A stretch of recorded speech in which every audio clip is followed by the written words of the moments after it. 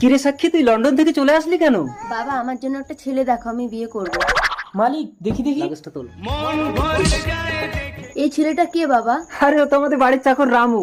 ভগবান, তুমি আমার মেয়ের জন্য একটা ভালো পাত্র খুঁজে দাও।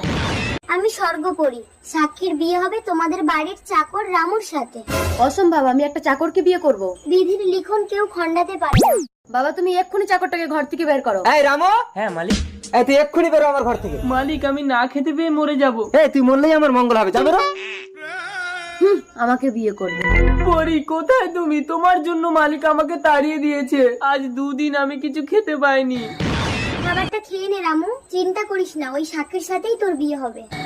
ये सब क्या देख সাক্ষী মা, দেখ এদের মধ্যে কাকে তোর পছন্দ, তাকে তুই বরমালা পরিয়ে দে। একেই দেই।